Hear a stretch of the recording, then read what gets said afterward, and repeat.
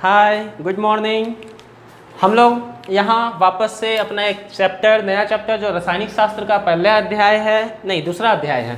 पहला अध्याय हम लोग पढ़ चुके हैं, रासायनिक अभिक्रिया और समीकरण। हम लोग दूसरे अध्याय में आए हैं। दूसरे अध्याय हमारा है अम्ल, क्षार और लवण। आइए हम लोग इसके बारे में जानते हैं। पहले अम्ल के बारे में जानते हैं। देखिए, इन सभी से जानने से पहले अम्ल क्या होता है पहले वो जान लेते हैं। लवण किसको कहते हैं, क्षार किसको कहते हैं, हमारी ज़िंदगी में इसका क्या उपयोग है। तो आप जानते हैं पहले की अगर हम बात करें तो पहला हमारा अम्ल आता है। क्या आता है? अम्ल आता है। अगर आप अम्ल की बात करें, अम्ल किसको कहते हैं? देखिए, बहुत पहले की सोच है। बहुत पहले लोग ये बताया करते थे, ये बोला करते थे कि अम्ल वो कोई भी पदार्थ जो बहुत पहले के लोग हम लोगों से कहते थे, बच्चे वो कोई भी पदार्थ जो स्वाद में खट्टा हो। क्या हो? जो स्वाद में खट्टा हो। तो यानी अम्ल की परिभाषा क्या होती थी पहले के लोगों के अनुसार? वह कोई पदार्थ जो स्वाद में कैसा है, जो स्वाद में क्या है, खट्टा है, खट्टा हो, उसको क्या कहा जाता था? उसको अम्ल कहा जाता था। क्या कहा जाता था? अम्ल कहा जाता था। आप और हम अपने घर में बहुत सारे अम्ल को खाते भी हैं। आपको पता है तो आप कमेंट में जरूर लिखिएगा।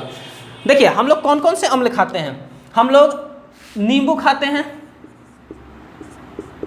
इमली खाते हैं, फिर दूध। ये सब बहुत सारे, इसमें क्या होते हैं कि सभी में अम्ल पाए जाते हैं। आप जानते हैं कि आपके अमाशय में भी एक खास प्रकार का अम्ल पाया जाता है जिसको हम लोग HCl यानी हाइड्रोक्लोरिक अम्ल कहते हैं। जानते हैं? हाँ। तो ये नींबू में कौन सा अम्ल पाया जाता है बताइएगा कोई? नींबू में साइट्रिक अम्ल पाया जाता है। कौन सा अम्ल? साइट्रिक। इमली में टार्ट्रिक अम्ल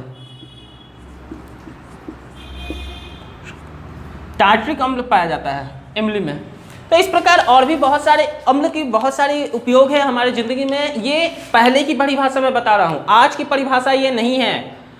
इसका कारण क्या था? तो अम्ल को पहचानने पहले हम लोग नींबू, इमली और अमाशय जान गए। मतलब ये सभी अम्ल होते हैं जो हम खाते हैं। खाने पे ये हमें कैसा टेस्ट देता है? खट्टा टेस्ट देता है। तो ये सभी अम्ल थे। अब क्षारक किसको कह रहे थे? अगर इस परिभाषा को आप देखें तो क्षारक क्या थे? क्षारक किनको कहा जा रहा था? आइए देखते हैं।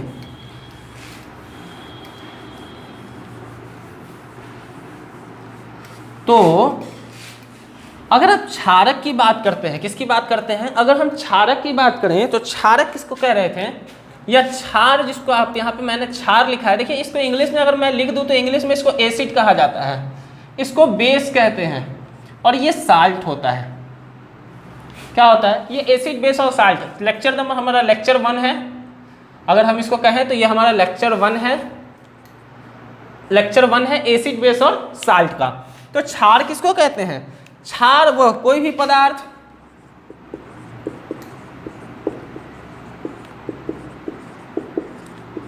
जो स्वाद में कड़वा होता है, जो स्वाद में कड़वा होता है। जैसे सोडियम हाइड्रोक्साइड, जिसको आप NaOH कहते हैं, जो आपको साबुन ये सब में मिलता है। क्या बोला, समझ में आया? और भी बहुत सारे हैं, KOH हैं, और भी बहुत सारे हैं, इत्यादि के आपको ये सब मिलेंगे। आपने कभी खाया है, जब आपको एसिडिटी होती है, जब आप जरूरत से ज़्यादा भोजन कर लेते हैं तो आपके शरीर में एसिडिटी आपको हो जाती है। एसिडिटी से बचने के लिए जो आप इनो लेते हैं या फिर किसी तरह की दवा लेते हैं, वो दवा जो होती है वो क्षारकीय प्रवृत्ति का होता है। यानी उसमें क्षारक उत्पन्न, वो क्षारक का बना होता है, या वो क्षार ही होता है। दूसरे शब्दों में कहें, क्षार कहने का मतलब क्या है? क्षार कहने का मतलब है कि वो क्षारक से बना होता है, उसमें क्षारक मिला हुआ होता है, जो आपके शरीर में जाने पर क्या करता है? एसिडिटी को खत्म कर देता है। आपने देखा होगा इनो ये सब में।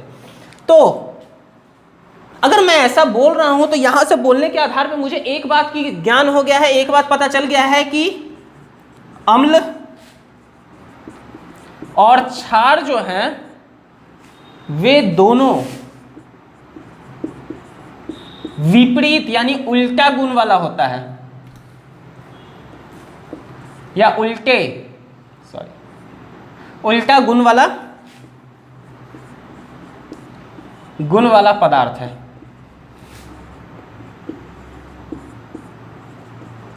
यानी आप सिंपली मतलब साधारण शब्दों में अगर मैं साधारण शब्दों में बात करूं तो अम्ल और क्षार जो है ये दोनों उल्टे गुण के होते हैं। एक हमारा अम्ल बढ़ाता है, एक हमारे में एसिडिटी उत्पन्न करता है। अम्ल की वजह से चूंकि हमारे अमाशय में हाइड्रोक्लोरिक अम्ल पाया जाता है, तो अम्ल की वजह से हमारे शरीर में एसिडिटी आती है, सुने होंगे। और उसको खत्म करने के लिए हम लोग क्षारकीय प्रवृत्ति की दवा लेते हैं, यानी क्षारक लेते हैं। तो वो क्या करता है कि अम्लीयता को खत्म कर देता है, जिस वजह से हमारा क्या खत्म हो जाता है, एसिडिटी खत्म हो जाती है। अब लवण किसको कहते हैं? तो अगर मैं लवण की बात करूं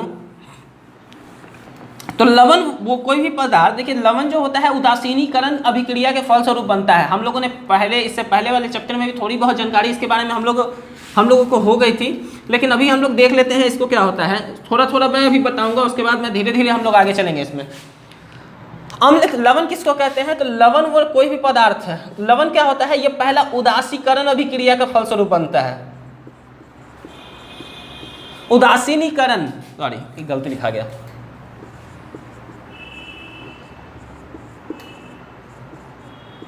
उदासीनीकरण अभिक्रिया के फलस्वरूप ये बनता है, जिसमें उदासीनीकरण अभिक्रिया क्या होती है? मतलब जब आप अम्ल को अभिक्रिया कराएंगे किससे? क्षार से, तो आपको लवण प्राप्त होगा, लवण की प्राप्ति होगी और साथ ही साथ इसके साथ एक जल भी मिलेगा। जैसे अगर आप ले लें तो अम्ल में अगर HCl मैं ले लूं और क्षार में अगर NaOH ले लूं तो मुझे क्या मिलेगा? देख रहे हैं H+OH-, तो NaCl- और Na+। तो ये क्या होगा? ये हो यह जाएगा कि NaCl और प्लस HOH, या आप इसी को हम लोग HOH को भी H2O भी कह देते हैं, यानी जल। ये हमारा जल हो गया। तो ये इस तरीके का क्या है कि इस तरीके का अब मुझे जो प्राप्त हुआ है, ये जो प्राप्त हुआ है यही हमारा लवण है, जो हम और आप अपने घर में खाते हैं। आपने अपने घर में उजला वाला नमक तो देखा ही होगा, या किसी तरह का भी जो नमक आपके घर में खाया जाता है, चाहे वो काला हो या किसी तरीके का, तो वो जो नमक आप घर में खाते हैं वो घर में नमक जो होता है वो लवण ही होता है, और वो NaCl ही होता है, जानते हैं। तो NaCl आप जानते हैं कि इस लवण के बगैर यानी इस NaCl के बगैर क्या होता है, भोजन आप करना भी नहीं पसंद कीजिएगा। क्यों? क्योंकि वो भोजन में कोई टेस्ट नहीं होगा, कोई स्वाद नहीं होगा। यानी ये हमारा जो 90% क्या 95 लगभग पूरा भोजन अगर आप कहा जाए तो 95% से 95% से ज़्यादा भोजन जो होता है उसमें स्वाद डालने का सबसे बड़ा कारण हमारा ये नमक कहलाता है। उसी के बारे में मुझे यहाँ पढ़ना भी है।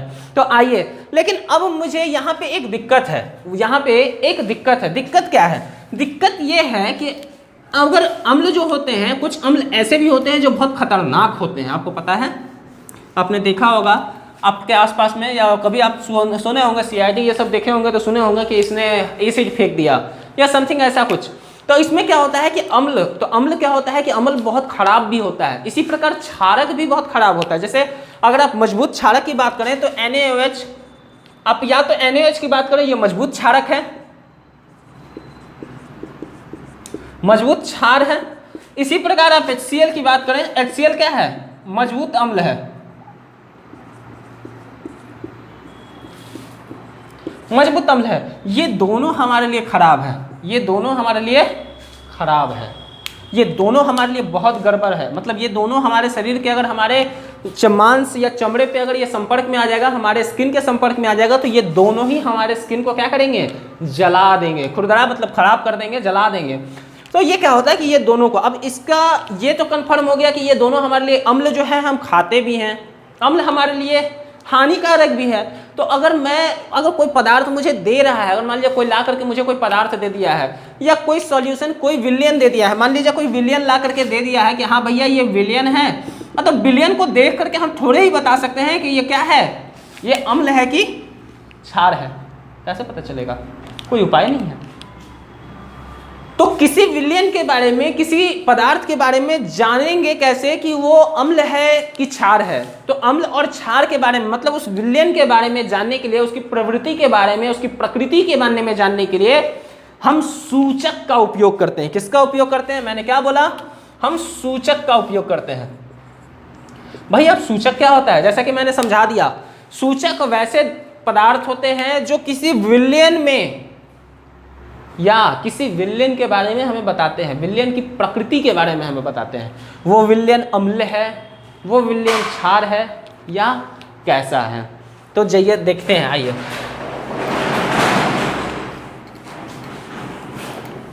अगर मैं इसे देखूं तो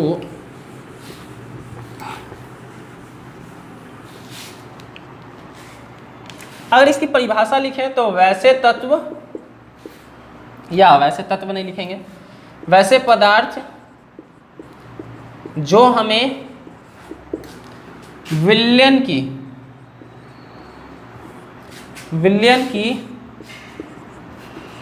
प्रकृति के बारे में जानकारी देता है।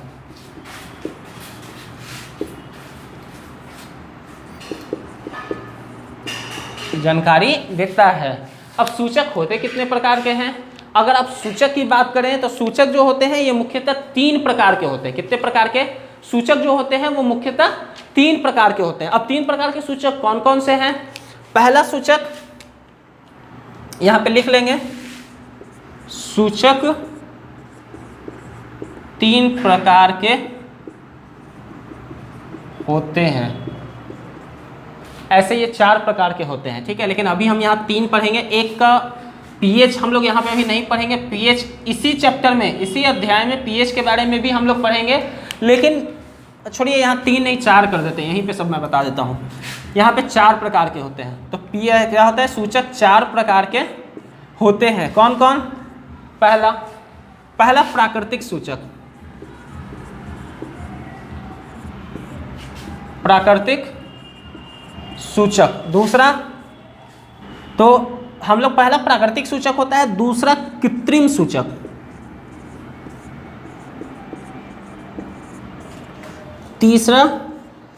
तीसरा हमारा जो होता है पहला प्राकृतिक सूंघने वाला सूचक,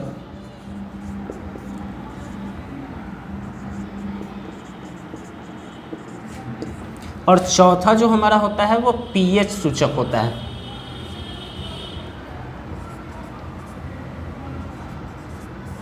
पीएच सूचक होता है। ये हम 4 प्रकार के, ये मुख्य रूप से हम लोग 4 प्रकार के सूचक के बारे में हम अध्ययन करेंगे, हम पढ़ेंगे।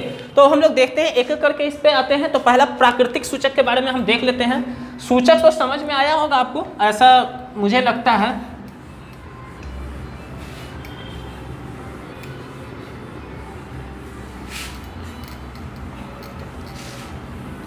देखिए, हम लोग पहला प्राकृतिक सूचक किसको कहते हैं? तो वैसे सूचक जो आपके और हमारे घर में होते हैं, या सिंपली जिसको कहें तो प्राकृतिक सूचक। तो ये वैसे सूचक होते हैं जो हमारे आपके घर में होते हैं और ये प्रकृति से प्राप्त होते हैं। प्रकृति यानी नेचर से प्राप्त होते हैं। तो वैसे सूचक जो हमें प्रकृति से प्राप्त होते हैं,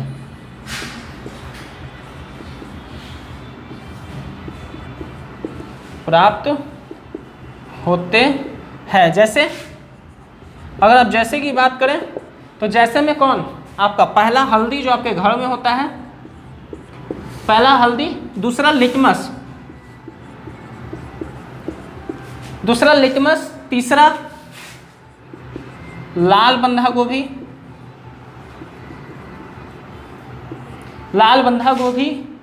और बात करें तो और चुकंदर इत्यादि और भी होते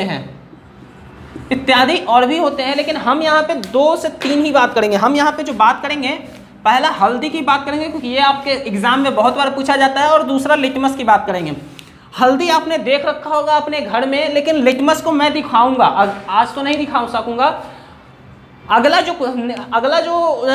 वीडियो लेक्चर जाएगा उसमें मैं यहाँ पे आपको लिटमस के बारे में, लिटमस को दिखाऊंगा कि लिटमस होता कैसा है, लिटमस कैसा उत्पन्न होता है ये तो अभी मैं बता दूंगा। लिटमस पत्र कैसा होता है, लिटमस पत्र 2 प्रकार का होता है, ये सब मैं अभी बता दूंगा। तो यहाँ पे अब देखते हैं, पहला जो है हल्दी लिख करके हम डैश देते हैं। हल्दी के बारे में बात करते हैं। हल्दी क्या होता है?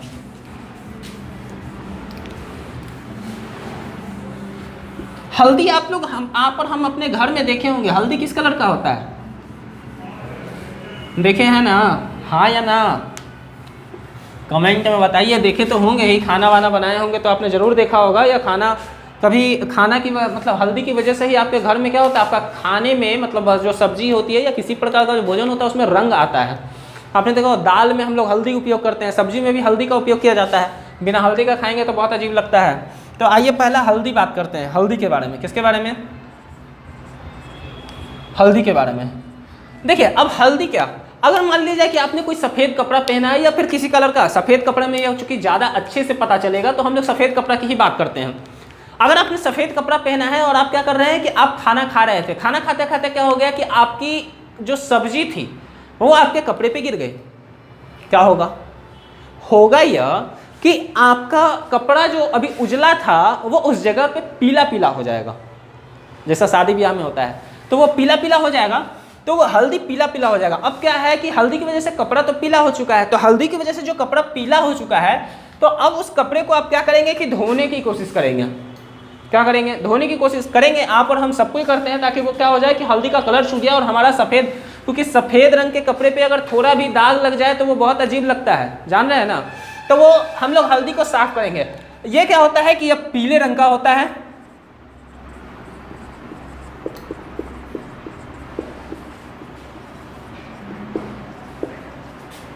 ये पीले रंग का होता है।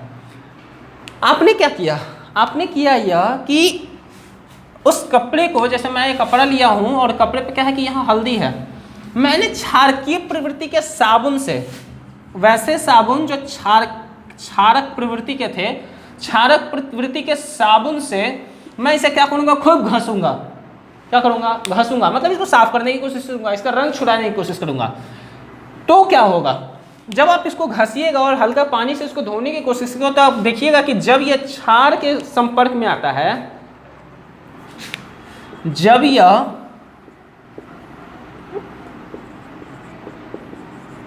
क्षार के संपर्क में आता है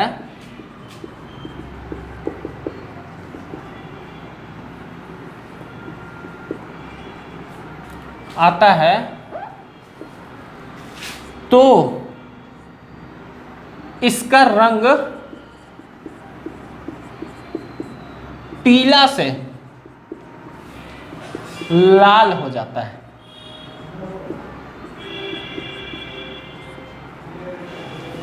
मैं क्या बोल रहा हूं समझ में आ रहा है? मैं यहाँ ध्यान रखिएगा। अच्छा, पीला को मैं नहीं चेंज कर सकता हूँ, लेकिन लाल को लाल कर देता हूँ, ठीक है? लाल को मैं लाल कलर से लिख देता हूँ, लाल में बदल जाता है। तो पीला से क्या हो जाता है? ये लालिमा, लाल की टाइप का, ब्राउन टाइप का, भूरे रंग की तरह का हो जाता है वो। पुनः जब आप उसको बहुत अत्यधिक पानी से धोएंगे, क्या करेंगे? जब आपको दोबारा बहुत अत्यधिक, बहुत ज़्यादा पानी से धोएंगे, मतलब पानी इस पर लगातार गिराते गए, तो आप देखेंगे जब अत्यधिक पानी से धोएंगे तो आप देखेंगे कि ये पुनः पीला हो गया है। इसका मतलब क्या है? मतलब यह है कि जब यह अम्ल के संपर्क में आता है, अम्ल या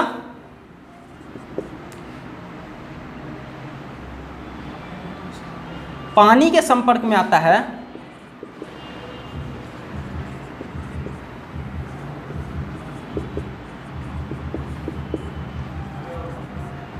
तो वह पुनः पीला हो जाता है।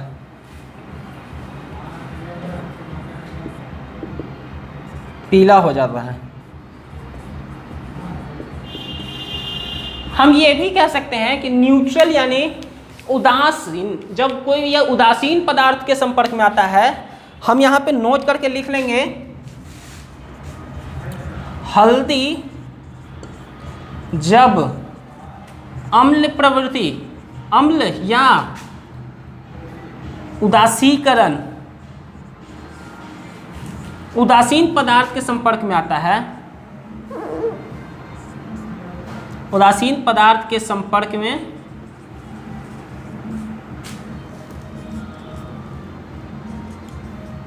आता है तब इसके रंग में कोई परिवर्तन नहीं होता, कोई बदलाव नहीं होता। लग रहा है आपको देखने में दिक्कत होगा, मुझे लिखने में भी दिक्कत हो रहा है, तो थोड़ा सा आप एडजस्ट कर लेंगे, थोड़ा हम एडजस्ट कर लेंगे। तो मैं यहाँ लिख लिया हूँ कि जब यह अम्ल के या पानी के संपर्क में आता है, चूंकि पानी जो है वो उदासीन होता है, उसमें कोई ना वो अम्लीय होता है ना वो क्षारकीय होता है। तो पहले ये ध्यान रखेंगे, पहले ये क्लियर है कि जब वो क्षार के संपर्क में आता है तो वो पीला से लाल हो जाएगा, यानी उसका रंग जो है वो लाल हो जाएगा। लेकिन अगर ये अम्ल या पानी के संपर्क में पुनः आता है तो ये क्या होगा कि ये पुनः पीला ही हो जाता है। यानी कहने का मतलब है कि हल्दी जब अम्ल या उदासीन पदार्थ के संपर्क में आता है तो इसके रंग में कोई परिवर्तन नहीं होता है, वो पीला का पीला ही रह जाता है। आइए हम एक और देखते हैं, उसके बाद मैं इस क्लास को यहीं पे रोक दूंगा, फिर अगले क्लास से हम लोग डिटेल में जाएंगे।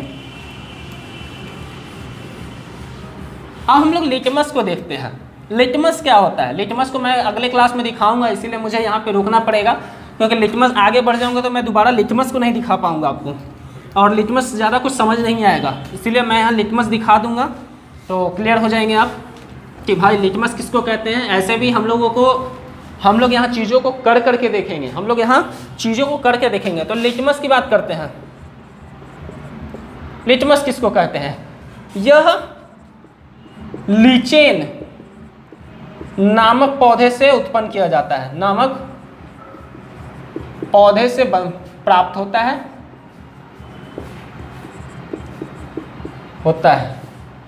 ये क्या होता है कि इसका जो प्राकृतिक रंग होता है, इसका जो प्राकृतिक रंग होता है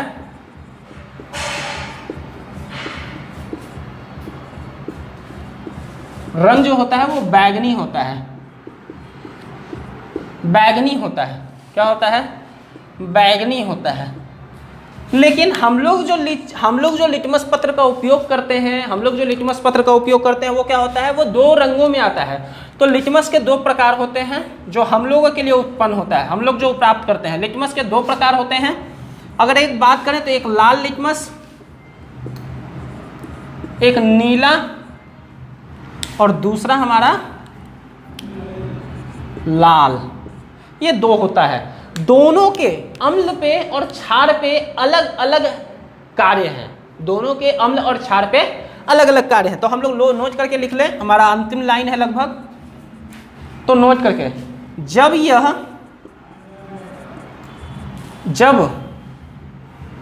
नोट करके लिख लें।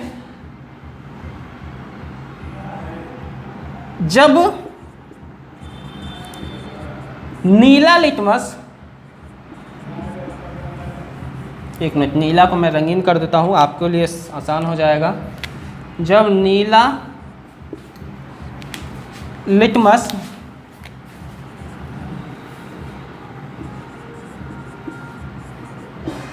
शायद लिटमस का आकार गलती हो गया है, देख लेंगे। जब नीला लिटमस अम्ल के संपर्क में आता है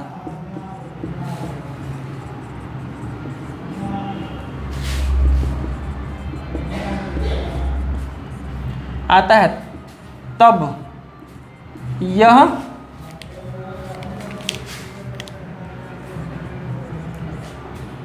लाल रंग का हो जाता है।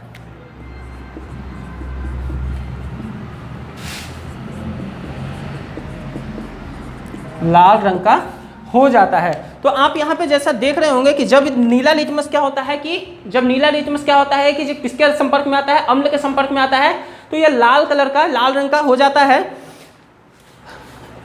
देखिए यहाँ पे लिटमस गलती लिखा गया है, आप इसको सही कर लीजिएगा। लिटमस कुछ ऐसा होगा, मैं सब जगह गलती कर दिया हूँ। लीचेन नामक पौधे से प्राप्त होता है, इसका प्राकृतिक रंग। तो जब ये क्या होता है कि जब ये नीला लिटमस अम्ल के संपर्क में आता है तो ये लाल रंग का हो जाता है। इसको याद करने का अच्छा तरीका है A, B और ये R। R से रेड, लाल से रंग से ही समझ में ऐसे आ गया होगा, रंग से अगर समझ में आ ही गया होगा। अम्ल जो है, एसिड मतलब अम्ल, अम्ल जो है वो नीले लिटमस को यानी ब्लू लिटमस को लाल लिटमस यानी रेड लिटमस में बदल देता है। क्या बोला मैं, समझ में आ गया? तो इसको सबसे बढ़िया याद करने का छोटा सा तरीका ABR, ABR। अब हम लोग आते हैं अम्ल। जब तो ये याद हो गया कि ये अम्ल के संपर्क में होगा तभी ये होगा। यहाँ पे ध्यान रखेंगे, अम्ल के संपर्क में जब नीला लिटमस अम्ल के संपर्क में आता है तो वो लाल हो जाता है, लेकिन लाल लिटमस जब अम्ल के संपर्क में आता है तो उस पर कोई असर नहीं होता है। तो ये याद रखिएगा, लाल लिटमस का अम्ल में कोई क्रिया नहीं होती है, कोई कुछ भी बदलाव नहीं होता है। जब लाल लिटमस अम्ल के संपर्क में आता है तो उसमें कोई बदलाव नहीं होता है। चलिए हम लोग एक और नोट लिख लेते हैं। यहाँ पे नोट 1 था, नोट 2 हो गया, नोट 2 हो गया। जब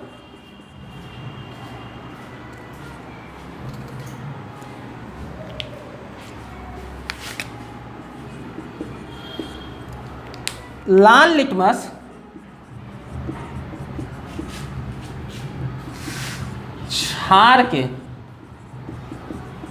संपर्क में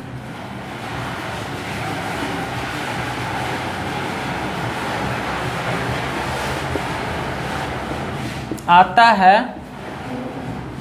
तब उसका रंग नीला हो जाता है।